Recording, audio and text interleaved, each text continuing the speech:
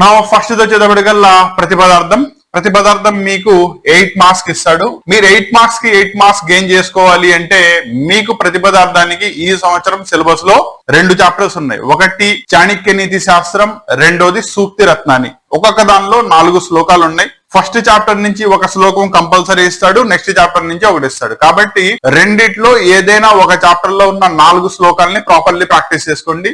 చాణక్య నీతి శాస్త్రంలో శ్లోకాలు ఈజీగా ఉంటాయి. రాసే పద్ధతి వచ్చేటప్పటికల్లా మీరు శ్లోకాన్ని రాసేటప్పుడు ఫస్ట్ దానికి సంబంధించిన కవి పరిచయాన్ని రాయాలి.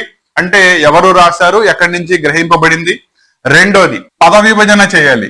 అంటే ప్రతి పదానికి మీనింగ్ రాయాలి కాబట్టి దాన్నే ప్రతిపదార్థం అంటారు. కాబట్టి పద విభజన రాయాలి. ఏ సీక్వెన్స్ లో రాస్తున్నావో దాన్నే అన్వయ క్రమం అంటారు. అన్వయ క్రమాన్ని రాయాలి. రాసిన తర్వాత ప్రతిపదార్థాన్ని రాయండి. అది ఇంగ్లీష్ లో అయినా పర్లేదు, తెలుగులో అయినా పర్లేదు. లాస్ట్ లోకి వచ్చేటప్పటికల్లా దాని యొక్క తాత్పర్యం అంటే భావం రాయాలి. అండ్ ఓపిక ఉంటే కనుక లాస్ట్ లో ఏవైనా 2 వ్యాకరణ అంశాలు రాయండి.